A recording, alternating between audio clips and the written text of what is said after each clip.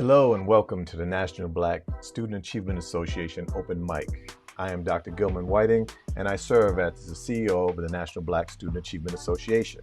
I am Dr. Julie Nyberg and I serve as Executive Director for the National Black Student Achievement Association.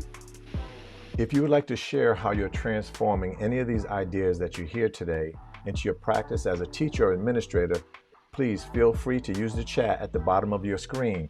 You can also use the Q&A to ask questions during the session. Join us at the National Black Student Achievement Association by becoming a member today as an individual or as a school site. Sign up at blkstudent.org by clicking on membership. You will also receive a 1-hour professional development certificate after you complete the survey that will be emailed to you at the conclusion of this event. We depend on donors like you to make this event possible. Please donate with any amount going to www.blkstudent.org and clicking on the donate. You can also scan the QR code in the bottom of the screen with your phone. All donations are tax deductible. Open mic will last from 4 to 5 p.m. Pacific Time, PST, or 7 to 8 Eastern Time, or EST. I have the honor of introducing Dr. Michael Eric Dyson. Dr. Michael Eric Dyson is one of the nation's most renowned professors, gifted writers, inspiring preachers, knowledgeable lecturers, and prominent media personalities.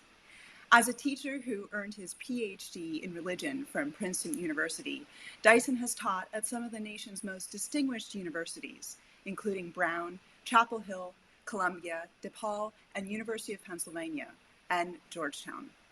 He is presently Distinguished Professor of African American Diaspora Studies, College of Arts and Sciences, and Distinguished University Professor of Ethics and Society, the Divinity School, and the Centennial Chair at Vanderbilt University.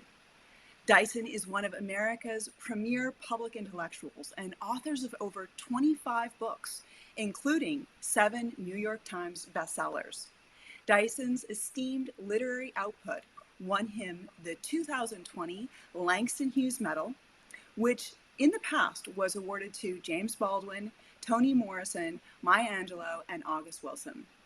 Dyson has also won an American Book Award, a Southern Book Award, and 2 NAACP Image Awards. Dyson's most recent book, Unequal: A Story of America, was published in May 2022 and is a volume for young readers, penned with a renowned writer and editor, Mark Favreau. Publishers Weekly says that this searing look at attempts to block students from learning the truth of inequity in the United States encourages readers to acknowledge the deep-seated presence of structural racism in America. A must-read and must-teach. And Kirkus Review says that this is accessible, riveting collection will inspire readers to claim responsibility for helping to ensure that the U.S. one day lives up to its most ethical professed ideas. Welcome, Dr. Michael Eric Dyson. Thank you so much to both of you, Dr. Whiting, Dr. Nyberg, for this wonderful opportunity. Thank you. It is our pleasure to have you here with us today. This evening, actually, we are actually having many indications of a change in our school systems today. And one of the things that people know you most for is your riveting take on the political and the educational overlap that happens in this country. So folks have not come here to listen to me or Dr. Nyberg. They have come here to listen to you. I know you as a great author, but a great thinker. And as Dr. Nyberg hinted to, you're in the league with those of a James Baldwin. I mean, come on, this is just like big time stuff here. So I want to give you an opportunity to talk to some of our listeners today. And most of them are administrators over school districts, they're teachers, they're parents. They're folks who are concerned right now considering all of the pushback that's going on in our educational system against learning about things that relate to Black and folks of other colors in our school systems. Many people see you as a political person. And I want to ask you this question at the beginning. How do, if it does, politics and education align? And if so, what can we kind of do to right this direction that I feel education is going? Right. Well, first of all, it's an honor to be here with Dr. Nyberg and you, Dr. Whiting, my co-teacher at Vanderbilt. I got the highest recommendations and references from my students I've ever received. So that's all because of Dr. Whiting. So we're going to be teaching together from now on. Sir, he's a master of the classroom. I kid you not. You know, when I think about, as you say, the convergence of both politics and education, I think about the fact that from the very get-go in this nation, education has been filtered through the lens of politics, right? Who gets a chance to go to public school? Who gets a chance to be educated? What resources will be developed and directed toward whatever particular district? How does the tax base of a particular city or region fuel the educational progress of its students because it funds their desire? When we talk about public education, are we thinking also about, funds that are devoted to those who are part of charter schools? So from the very get-go, issues of politics have been involved in the distribution of education in this country. And now, Doctors Nyberg and Whiting, as you know, given the fact that there's been a crass politicization of the process of education, especially in our public schools and especially in our, say, junior high schools and high schools and the like, when people are debating what advanced placement courses look like when it comes to African American history and more broadly African American studies, because all African American studies ain't history. So the truth is that we've got governors weighing in as if they're experts about Black history, about Black studies. Are these same governors experts on biology? Do they scrutinize the AP biology test to determine if, I don't know, the mitochondria and the chemical transfer of knowledge from planaria worms is going about in the right way? They don't have any information about that. They're not experts on that. And do they have physics AP courses being scrutinized? Let me see, the black hole, that's wokeism. Why don't you name it the white hole? So the point is that they are not experts in these areas that they profess to have provenance over, and yet they have intervened on the AP courses, just to give one example, in ways that are destructive. There's already enough give and play, give and take, tremendous disagreement among scholars ourselves.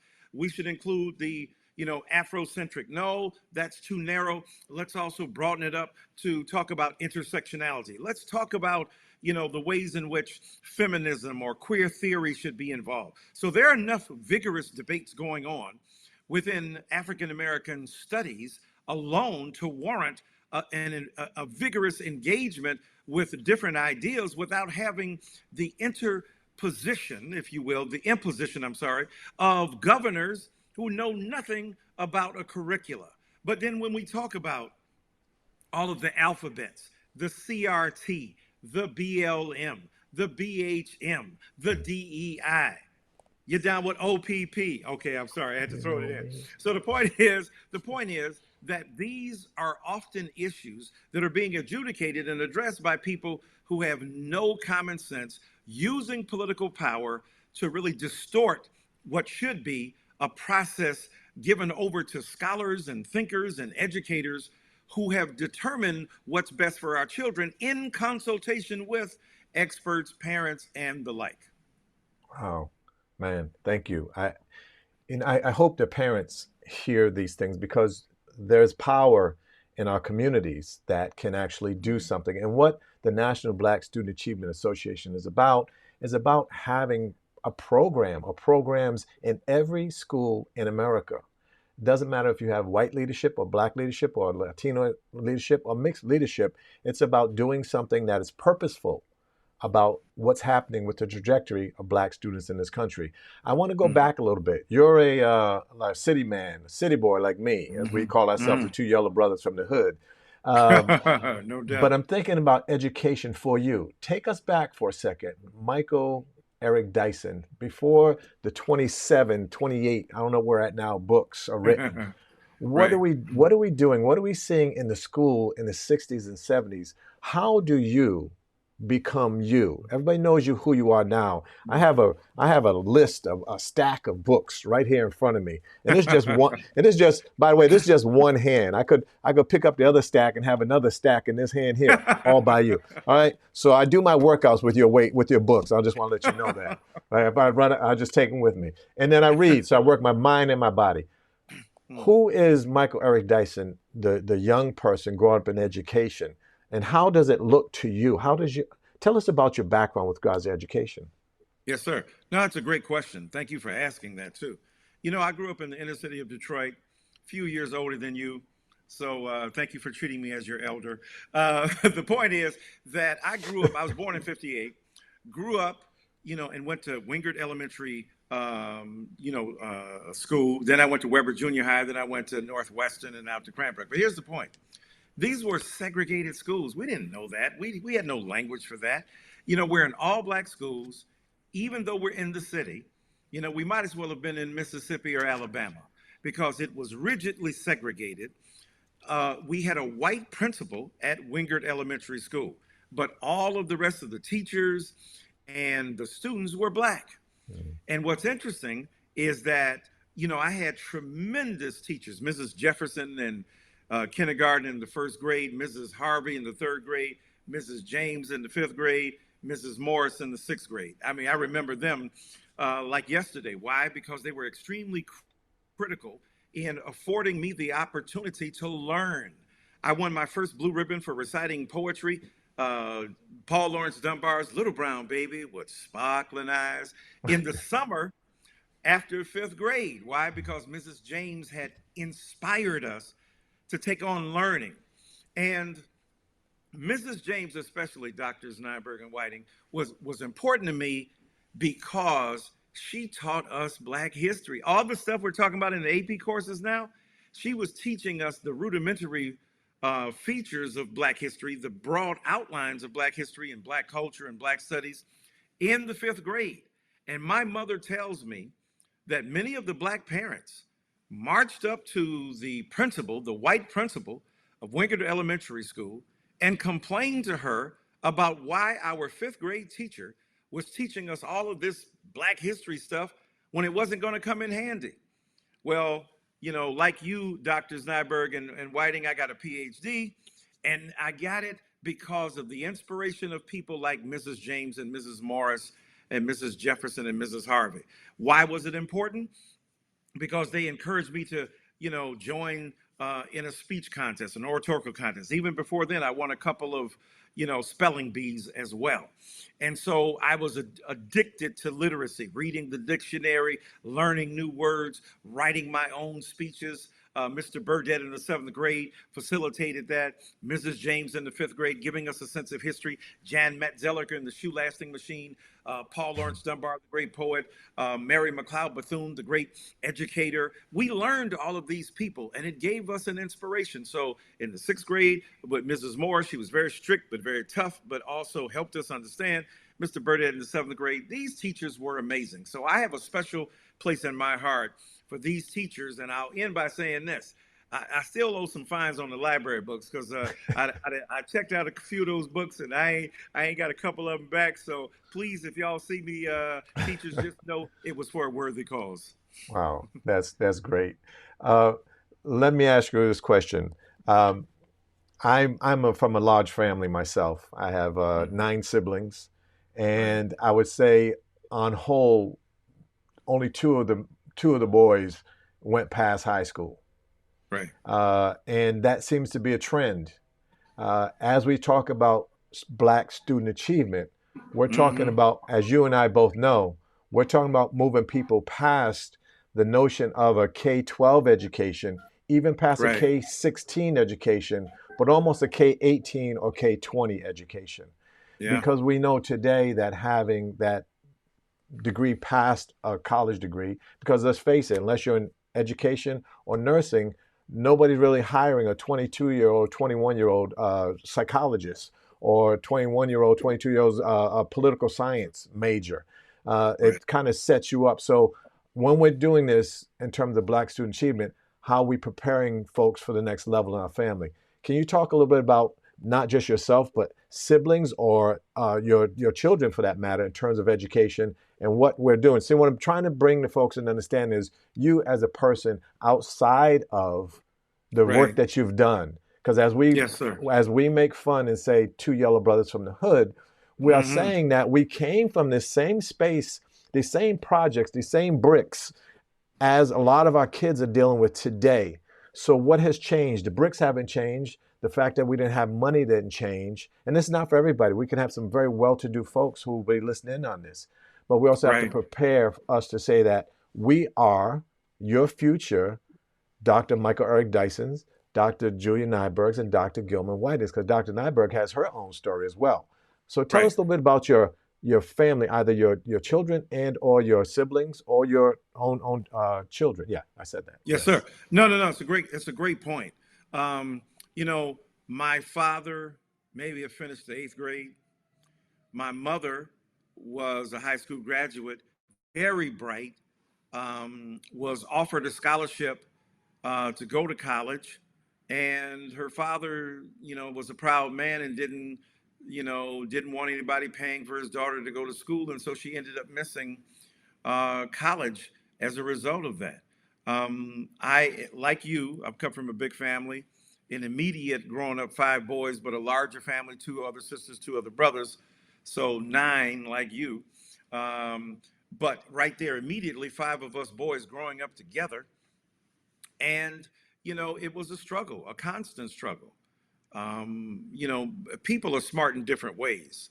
And my brothers were all very bright, but, it might not have shown up in the classroom. It could show up in, street smarts, and it could show up in ability to navigate the difficulties of life, but they might not have been book smart in the same way, although they were extremely bright. And so sometimes, and I'm sure this happened to you as well, I was favorably compared to some of my brothers, and they were unfavorably compared to me, which was cruel, which was harsh, which should have never happened. And beyond that, only one other brother was able to go on to college and get a degree. The rest of us, me and my brother, of course, having been educated, first generation, many of our other siblings were not able to do so. And my own kids have all attended HBCUs to begin with. Um, my youngest son, started at Livingstone College, then he went to Grambling, then he went to Morehouse, then he went to Morris Brown, then he went back to Morehouse and graduated. I felt like a one-man United Negro College Fund with Lou Rawls. And my daughter went to Spelman, my other son went to Hampton. That son went on to get a medical degree and also got a master's degree from Columbia. My daughter got a master's degree in dance from Columbia. So, we've combined historically Black colleges and universities with some of the Ivy Leagues and the elite PWIs, and that's given us a sense of appreciation. But you are so absolutely right. The majority of us out here struggling, very few people in America have a college education, period, regardless of your Mhm. race or gender or class, percentage wise. Then even fewer who are people of color, who are minoritized people, who are racialized people, who are women, and so on. So, all three of us represent an extraordinary attempt of a community to embrace us, to support us, to elevate us, to edify us in order for us to get a good education. And that was the same case. Without those people cheering me on, without those people championing me to do what I do, I wouldn't be where I am today. You spoke a lot to me. I'm going to bring Dr. Nyberg in here in a second, post some questions either of her own or from the chat. You spoke a lot about the teachers in your life. Mm-hmm. I myself, someone asked me one time, what was the turning point in your life, considering what you were doing as a junior high school kid, involved with so many things that could have sent you to prison or to the graveyard or other places? Mm-hmm. And I say it's the teachers. I'd say it's somebody who actually patted me on the back one time and said, "You have potential." I think I had to go look it up to find out what it meant. But I found out what it meant was that I too was somebody and I had a future worth looking at. And it took a few of those folks, because I don't have the recollection of all the names of all the people that you have. I have maybe one or two from my K to my 12. And even in Mm, college, university, I might have one. And if I talk about running into Black teachers and instructors, I can count those on less than one hand, all the way through my PhD program. So right. it's important for me to think about the relevance of having not only the relationship that teachers have to form with their students, but also the what we talk about in the classroom being relevant to what we want to hear. So I want to stop. It was just me saying something. So I'm going to turn over to Dr. Nyberg for a second. Mm, Dr. Nyberg?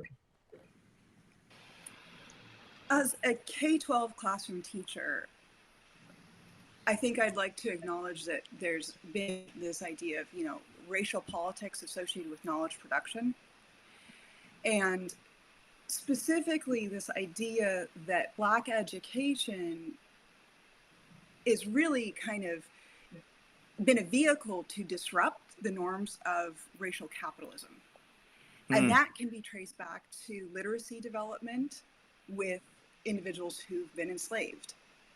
So the journey that Black students have been on in regards to developing literacy and becoming readers has been a point of conflict.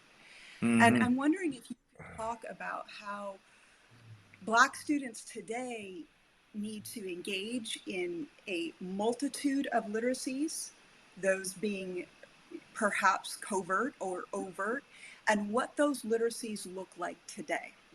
hmm No, it's a great point, great question. I think about Frederick Douglass, who said, knowledge unfits the child for slavery, Hmm. right? You got me in chains, but you can't change my mind, right? As Reverend Jesse Jackson would say. So knowledge makes me dissatisfied with my condition, my plight and predicament.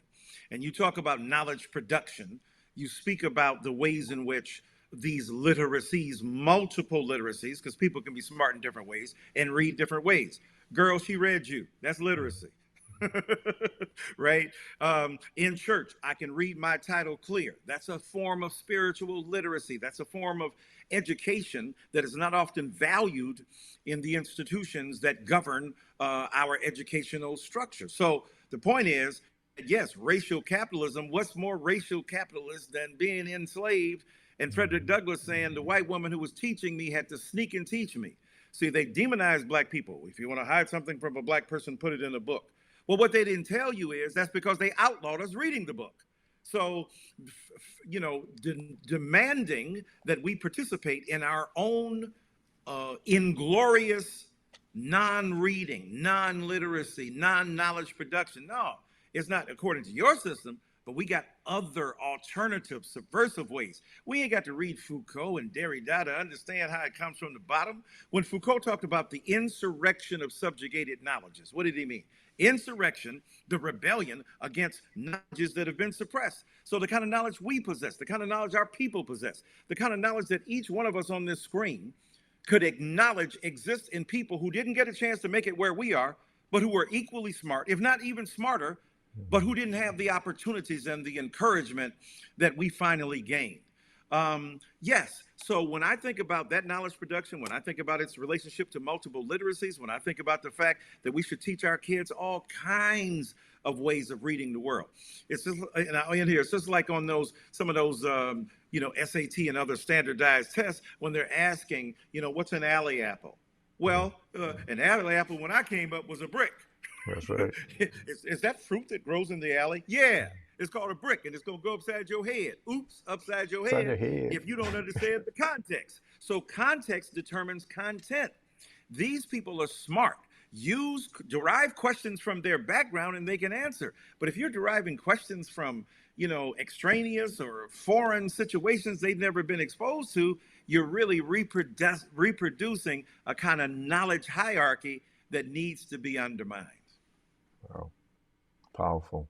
I always have this question. It always comes up. It rears its head every now and again.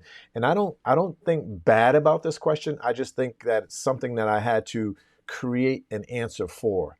So I'm going to give the question to you, Professor Dyson, and that is that finish this statement or answer this question. as a white woman, how can I be more effective with black students? Right. That is such an important question. And we know, and I know Dr. Gilman Whiting is so conversant with the broad varieties of histories that inform this particular moment. We know Malcolm X was asked the same question, right?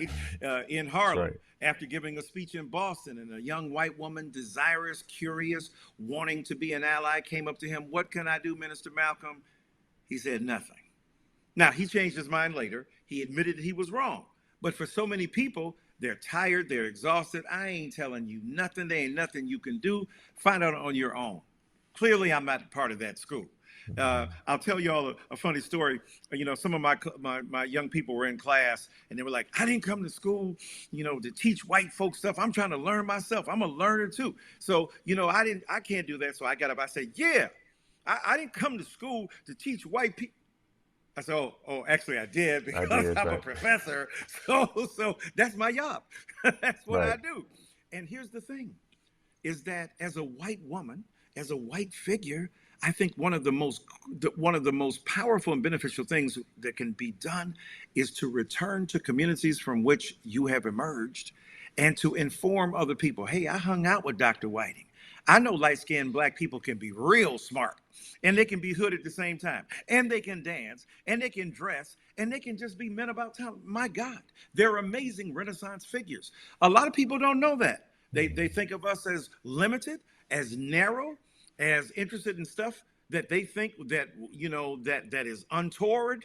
And when you begin to share with them experiences, existential, personal experiences that you've learned, that can knock down a barrier. I joke with white folks sometimes. I said, go home at Thanksgiving and tell granny or grandson or nephew or niece that all the stuff you hear about the Mexicans and the immigrants and all that, it ain't true. Now eat your breakfast, eat your dinner first. Now don't miss out on the sweet potato pie, or in this case maybe the pumpkin pie, and the stuffing and dressing. Get that first, and then begin to educate. That's one thing. Number two, learn as much as you can.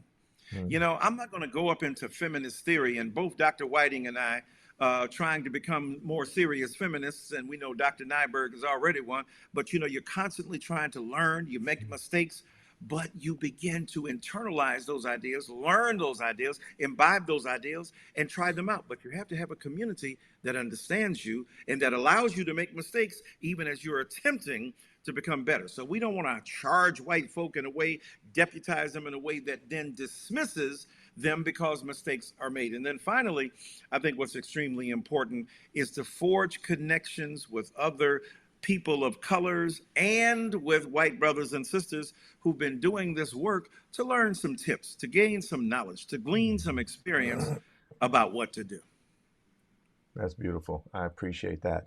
I'm going to go into your some of your work here in a Mm-hmm. second, but I want to veer off and take us down to Florida for a second.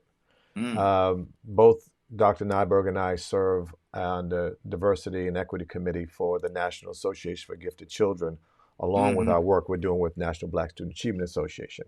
Mm-hmm. And with that, going to Florida, of course, raises a lot of questions. And some of the questions around the acronyms that you mentioned earlier, the BLK, the BLM, and all those things there. But we also have the CRT. Now, you've been very outspoken on everything from The View to Jordan Peterson to everywhere else with regards to critical race in theory, how you break it Right, down. I love how you right. do that.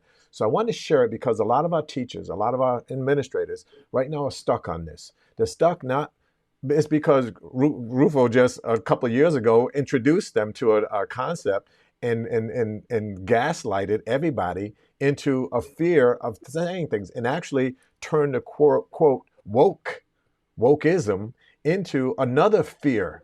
So these things that we use to look critically at something, we now can't do because if you're doing it, you're wrong. And you know, and I know, stay woke comes from a different place Mm-hmm. from where it comes from right now. So please, in your best Michael Eric Dyson imitation, talk to us about that. Talk to us about that for a second. Yes, sir. No, it's a great point. What amazes me is that why do so many white brothers and sisters want to be asleep? This is number one thing to me, because Frederick Douglass said, of all the penalties that were imposed on black people during enslavement, none was greater than for oversleeping.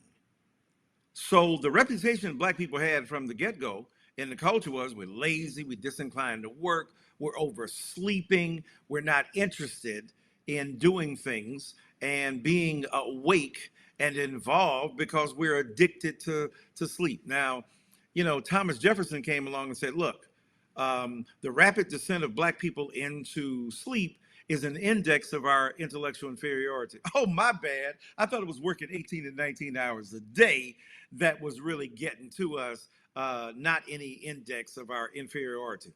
So, yeah, there's all this anti-wokeism, as you said, and making up, trying to make a pejorative out of what should be a positive.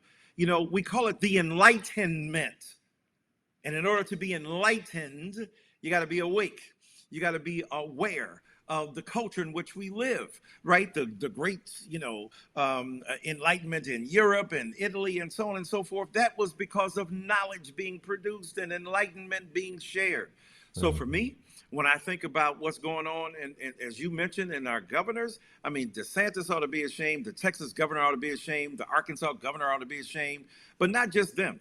People who are trying to commandeer our classrooms to make a crass political point, as opposed to letting the knowledge of a particular subject dictate and determine the outline, the pedagogy, the approach to teaching and sharing knowledge with others. So I'm all for constant, relentless engagement with knowledge production, sharing information, but doing it in the context where we don't allow crass politics of any side to veer in on what we as teachers and professors and other professionals in education are to be about when trying to reach our students.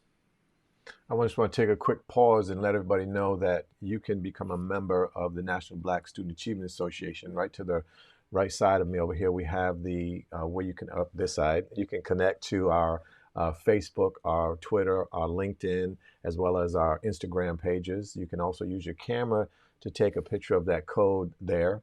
You can check out all these at blackstudent.org and take a picture of the code and donate to our organization. I want to bring Dr. Nyberg back on the screen here and bring her back in the conversation, see if we have any other questions from the audience. Dr. Nyberg? In Unequal, and I love this text because it speaks to me as a K-12 classroom teacher and is a fabulous resource for classroom teachers. Thank you. You tell the stories of, Mary Church and Daisy Myers and Malcolm X and all the way through to Stacey Abrams. Can you tell us why this text is important for not only someone teaching in a history classroom or an English classroom, but what connections science teachers can make to this text, what connections math teachers can make to this text, and why is it important that this text is integrated across disciplines? No, it's a great question. And thank you for that. Thank you for your kind words, you and Dr. Whiting, in regard to my work, but especially that book co-authored with my wonderful compatriot, Mark Favreau. Yeah, we wanted to write a book that would reach the very students who are the subject of so much acrimony, so much disgust, so much argument about what they can and cannot learn. And you know more than any of us, Dr. Nyberg, as a K through 12 teacher, that students are able to absorb a great deal. And a lot of the fear is, white students will be turned off because black teachers and other minoritized, pedagogues, teachers, theorists are going to come in and make these young white kids angry with us older people, us adults. No, dog. Let me tell you, they are mad, but they ain't mad because we're teaching them to hate you. They're mad because they didn't learn this stuff before. So why didn't we learn this? They asked me in the 8th grade, the 9th grade, the 10th grade, the 11th grade, the 12th grade. Many of my white students query me, and I'm sure Professor Whiting. So here's the thing. is that what we have to do and what we have to remember is that what we're trying to do in this book is to share these stories. And as you said, you can be a geologist, you can be a geographer, you can be a mathematician, you can be a physician, you can be concerned about medicine, the sciences, the so-called hard versus soft sciences. I don't want to get too much into the weeds, but the German term, the Naturwissenschaften, doesn't that sound sexy? Isn't that great? Learn that term. The Naturwissenschaften, that's the natural sciences, the so-called hard sciences, versus the Geisteswissenschaften, right? Spirit, Geist. The so-called soft sciences, the political science, sociology, religion, and the like. We must join these two worlds together, the so-called hard sciences and the so-called soft sciences, the so-called humane sciences and the sciences that deal with the internal and external world. Why is that important? Because if you got great science, but you don't have any humanity, you're not going to be able to regulate your quest for knowledge, and it will end up in finding out atomic bombs that will blow up the world. That's why J. Robert Oppenheimer, and there's a great movie coming out on him, that will explore the fact that he's a theoretical physicist, ran the Princeton Institute of Advanced Studies, but he knew by making the bomb available that there was a moral issue that we had to be concerned about. So now science has to be governed by morality. That's why this book is extremely important for scientists as well as for those who are in the social sciences and civics and politics. Those two worlds have to come together. The Atomic Energy Commission is concerned about how we distribute these nuclear weapons and how we govern our own moral existence according to the best insight of our philosophers, not just our scientists. So those two worlds need to come together. Look at AI. I don't mean Allen Iverson. Anyway, when we look at AI, oh my God, Chat GPT and all the new stuff that's being invented, it can be wonderful in many ways, but it can be horrible and horrendous in others. So we need science to be in conversation with morality so that the two can inform each other. Morality without power is weak, and power without morality is corrupt. So what we need to do and what we try to do in that book is to teach people to join the two together and to teach our students that they must be intellectually curious about the natural world around them but must also be concerned about the ethical consequences of the knowledge that they accumulate. That's wonderful. I'm not sure where our listeners are, but I could sit here and listen to you talk all day long when we don't have all day. I got that, but I just want to talk to you about a couple other things. You mentioned I put 4 books up around you just now. I put Come Hella High. I mean, come long time coming. Right. I put what truth sounds like. We also had Dr. Nyberg who introduced Unequal, which is, by the way, Unequal is designed for the teenager, the high school teenager student. Yes. So with these 20 biographies of folks in there, I found a couple of people in there that I didn't know of. So it was good for me as well. We also have a book we used last semester called Entertaining Race. Right. So these 4 texts, for me, I see a connection in there because what you're actually doing is a history truth-telling practice, going from the 1960s and dealing with what truth sounds like, the murders during the 60s, the very turbulent era of the Malcolm, JFK, and Robert F. Kennedy, all those folks. But then also going all the way back to the 1700s and talking about how Black folks were actually killed. But also, it's a history. It's a telling of actual history and how folks have been entertained. So one thing we want to do with the National Black Student Achievement Association is we want to empower and we want to support and we want to create for schools and school districts to help them to actually get students into this place of thinking further, going forward. So how do we do some of those things? What do we actually want to do to help teachers get involved? So make sure that you become a member of the National Black Student Achievement Association, and then we can actually do workshop and trainings. We got a conference coming up at the end. Dr. Nyberg will go through all of the things that we have coming forward as we talk about these things. But I also want you to talk a little bit about this notion of what many of my brothers and myself, a long time ago, I was a break dancer and a singer, and that's what I wanted to do. I also wanted to be Dr. J. I wore my number 6 in my afro, and that's all I could see. That's all I could see was those things there. And we talked about it this past semester while teaching how we have become a race of entertainers, or how we have to entertain race. And you Right. talk about it in 3 different spheres. So talk a little bit, if you will, about that, because a lot of our teachers see students acting out in certain kind of ways and don't realize that it's trapped within these pages. It's trapped within your words. It's trapped within the history of why historically these things have now become our legacy. So talk a little Yeah. bit about entertaining race, Dr. Dyson. Yes, sir. No, no, brilliantly put, Dr. Whiting, and thank you for that. Thank you for the books and acknowledging them and so on. But you're absolutely right that as a group of people, we have to be entertaining, right, from the very beginning, back to the 1600s, 1700s, as you say. And when slave girls, among many others, are forced on a slave vessel to entertain the white sailors and others who are on board, right? We had to be entertaining.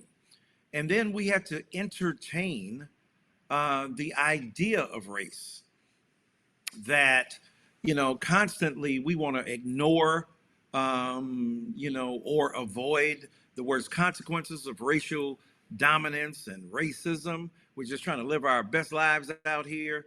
And people keep dragging us back in to deal with the issues of race and blackness or brown identity or Latina identity or, indigenous identity and the like, or Asian identity and so on. So, here we are trying to live above, if you will, the narrow considerations and turfs that we generate as a result of our particular racial or ethnic identities. And we're hammered for it in many ways. And when we try to live beyond it, people keep reminding us that we can't live beyond it. So we have to embrace the beauty, the power, the soulfulness of our ethnic, our racial, our gendered, our sexual identities.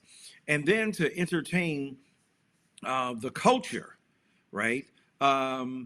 When you think about Louis Armstrong or Duke Ellington, when you think about Beyonce or Jay-Z, right? The point is that there's an entertainment that goes on that stage, and there's an entertainment that happens when a Dr. Whiting, addresses the student body that's in a particular class and links them to the music he's playing, to the breakdancing he did, to his ability to deal with gifted children. We have to be entertaining as we engage the issue so that others can pay attention. A lot of people jam us up and talk down to us. Oh my God, why would you be so entertaining? Why would you confuse entertainment with education? Now, edutainment from KRS-One, educational entertainment. Think about the fact Martin Luther King Jr. could have given his I Have a Dream speech in the following way. 50 years ago, a great American in whose symbolic shadow we stand today signed the Emancipation Proclamation. Or like he did, 50 years ago, a great American in whose symbolic shadow we stand today signed the Emancipation Proclamation. There's something about his voice, about his vision, about the virtue that he speaks of, about the immediacy, the urgency of what he represents. So we've had to entertain race, we've had to entertain the ideal of race, and we've had to be entertaining while dealing with the issue of race so that others can pay equal attention to this most noble and sometimes problematic idea. Thank you. Dr. Nyberg, question, you had another question you posed? I have a question for both of you. John Hope Franklin, the historian, said this. He said, "I became a student and eventually a scholar. And it was armed with the tools of scholarship that I strove to dismantle those laws, level those obstacles and disadvantages, and replace superstitions with humane dignity." Can you both speak to how you have achieved that idea of being a scholar personally, and how you also hope to communicate with Black students through your own work what that means to be a scholar in this landscape as a Black student.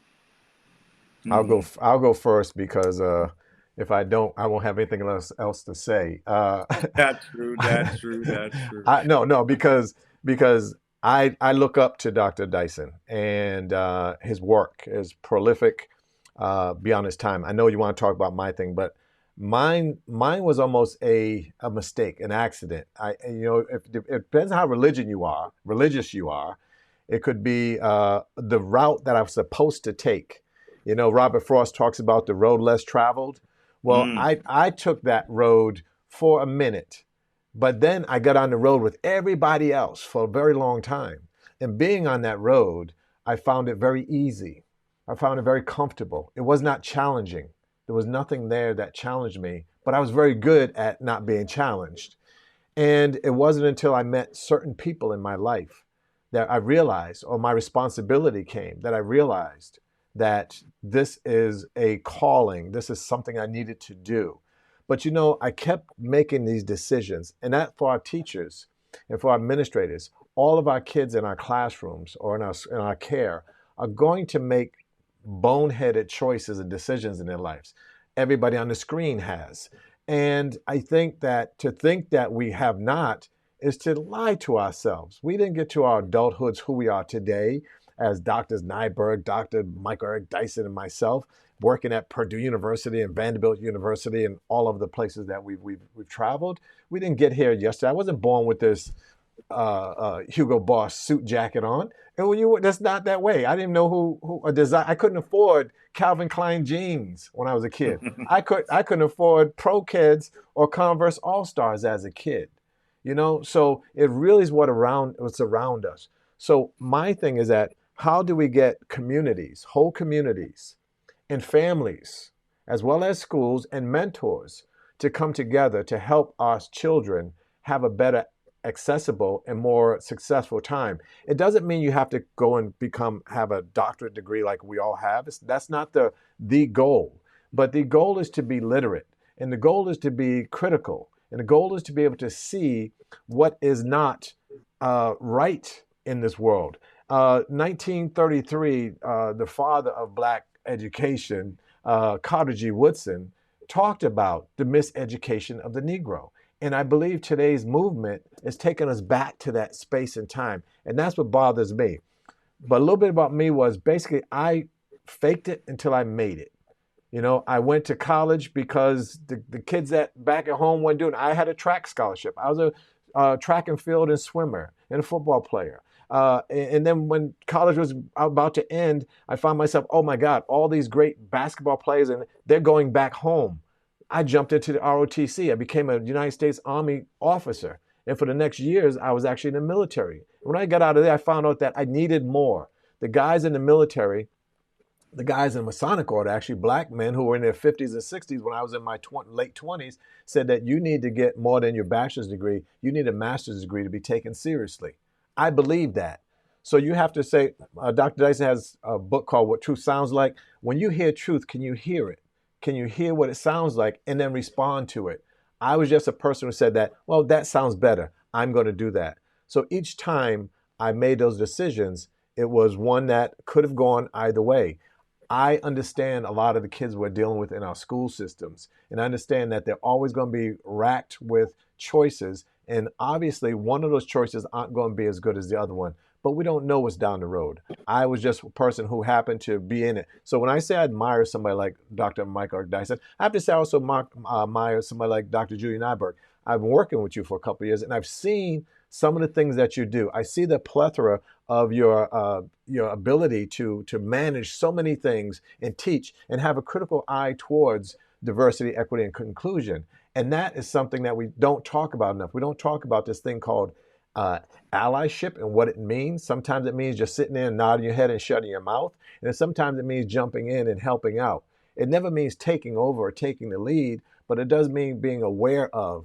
I wasn't born with a Michael Eric Dyson book in my crib because I was not that, he's not that old and I'm not that young. But the fact of the matter is that I picked up one of the books and I've read it. And not just his books, we've got a lot of those. So that's another thing that our teachers are going to have to do. They're going to have to do more professional development beyond their bachelor's or master's degree. They're going to have to pick up and read some of the things that are going on. And that's something else that the National Black Student Achievement Association will help with. Amen. That's all I ain't got much to add. I'm just, that's mesmerizing. And, you know, as Dr. Whiting has proved, and as Dr. John Hope Franklin, whom I had the honor and privilege of knowing, would be in his garden with him sometimes while he was husbanding his roses and the like. You know, I was a student first, then a scholar. Right. And then it's full circle, though. Student, scholar, but then we're students again.